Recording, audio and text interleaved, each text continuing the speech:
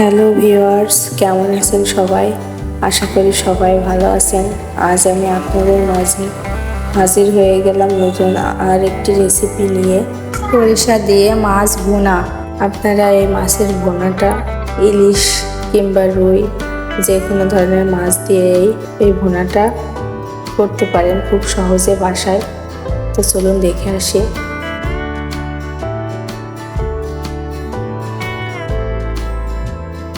এখানে আমি মাঝারি আকৃতির 3 পিস তেলাপিয়া মাছ নিয়েছি। আমি মাছগুলোকে কেটে পরিষ্কার করে ধুয়ে নিয়েছি। এখন আমি হলুদ মাখিয়ে নেব। আমি হাফ চা চামচের মতো হলুদের গুঁড়া দিলাম, দিয়ে দিলাম মরিচের গুঁড়া,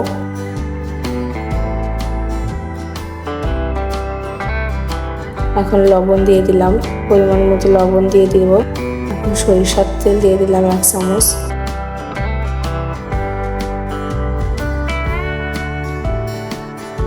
এখন সবগুলো উপকরণের সাথে খুব ভালোভাবে মেখে নিতে হবে।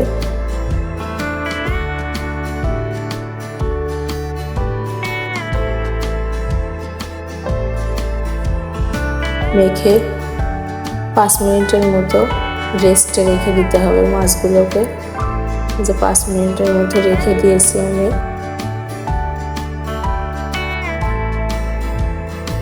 একটা ব্লেন্ডারে সরিষা দিয়ে দিলাম,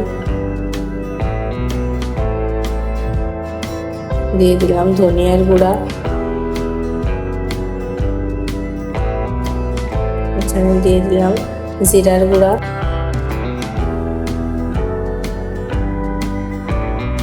দিয়ে দিচ্ছি গোটা গরম মশলা, এখানে দিলাম দারচিনি, রসুন কুচি দিয়ে দিলাম পরিমাণ মতো,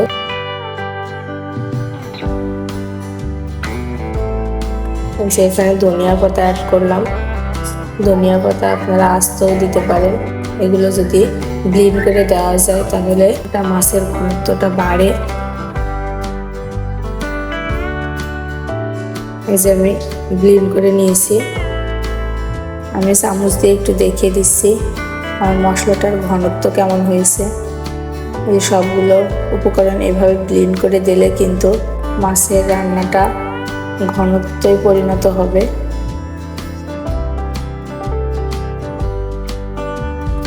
যে এখন আমি টমেটো নিয়ে নিলাম, 2টা মাঝারি সাইজের টমেটো নিয়ে নিলাম। আমি টমেটো 2টাকেও ব্লেন্ডারে ব্লেন্ড করে নিয়েছি। এখন আমি হাঁড়িতে মাছগুলোকে ভেজে নিব। প্রথমে হাঁড়িতে আমি পরিমাণ মতো তেল দিয়ে দিলাম। তেলটা গরম হয়ে গেলে সামান্য পরিমাণে লবণ দিয়ে দেব, যেন মাছগুলো ভেঙে না যায়।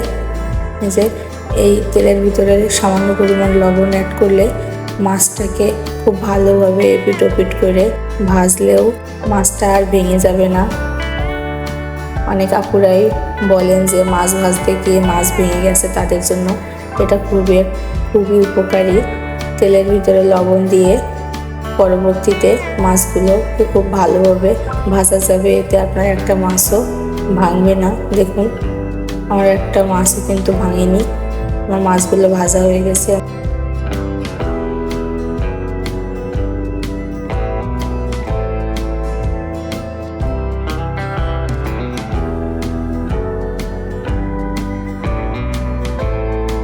উঠিয়ে নিব, যেন মাছগুলো খুব ভালোভাবে ভেজে উঠিয়ে নিয়েছি।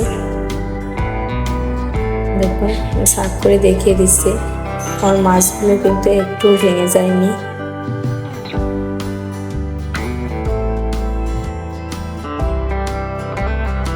এখন আমি ওই তেলের ভিতরে মাছটাকে ভুনা করব। আমি হলুদের গুঁড়া আর মরিচের গুঁড়াটা দিয়ে দিলাম তেলের ভিতরে। এখন হলুদ আর মরিচের গুঁড়োটা খুব ভালোভাবে একটু ভেজে নিব। যা আগে থেকে বেটে রাখা মশলাটা আমি তেলের ভিতরে দিয়ে দিলাম। এখন খুব ভালোভাবে মশলাটা ভুনা করে নেব। এই যে খুব ভালোভাবে মশলাটা ভুনে নিচ্ছি আমি।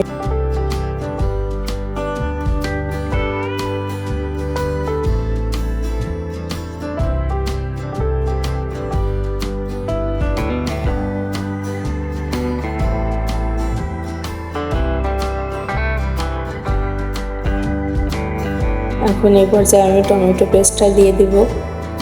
যে আমি টমেটো পেস্ট দিয়ে দিলাম, দিয়ে আবারও খুব ভালোভাবে নেড়ে চেড়ে দিব। অনেকক্ষণ সময় নিয়ে এটা রান্না করতে হবে। চুলার আঁচটা মিডিয়ামে রাখবো মাছটা রান্না করার জন্য। আর ঝোলের জন্য এখানে আমি 2 কাপ পানি ইউজ করলাম। যে পানি 2 কাপ দিয়ে আমি আবারও খুব ভালোভাবে নেড়ে চেড়ে নিব। খুব ভালোভাবে নেড়ে চেড়ে নিতে হবে। পানিতে বলক আসা পর্যন্ত অপেক্ষা করতে হবে। দেখুন আমার পানিতে বলক চলে এসেছে। এখন স্বাদ মতো লবণ দিয়ে দিব। এ পর্যায়ে মাছ দিয়ে দিব। দেখুন আমি মাছগুলো দিয়ে দিলাম। মাছগুলো দিয়ে অপেক্ষা করতে হবে ঝোলটা ঘন হওয়া পর্যন্ত। দেখুন মাছের ঝোলটা কিন্তু ঘন হয়ে আসছে। খুব বেশি ঝোল রাখা যাবে না, অল্প ঝোল রাখতে হবে। এখানে আমি কয়েকটা কাঁচামরিচ কুচি অ্যাড করব।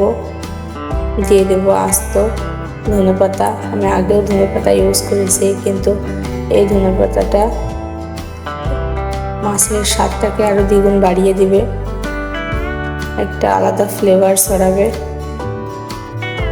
এ পর্যায়ে কিন্তু আমার মাছ রান্নাটা হয়ে গেছে। আমি সার্ভ করে দেখিয়ে দিচ্ছি। দেখুন দেখতে কত লোভনীয় লাগছে, খেতেও কিন্তু খুবই সুস্বাদু ছিল। তো বন্ধুরা, এরকম নতুন নতুন ভিডিও পেতে অবশ্যই আমার ভিডিওতে লাইক, কমেন্ট, শেয়ার করবেন। প্লিজ আমার চ্যানেলটি সাবস্ক্রাইব করে দিবেন। আপনাদের পছন্দের কোনো ভিডিও থাকলে অবশ্যই কমেন্টে জানাবেন। দেখুন আমার মাছ রান্নাটা পর্যায়ে কিন্তু একেবারে তৈরি। আপনারা কিন্তু যে কোনো ধরনের মাছ দিয়ে এই রান্নাটা করে নিতে পারেন। তো আজ এ পর্যন্তই, দেখা হবে পরবর্তী ভিডিওতে। আল্লাহ হাফেজ।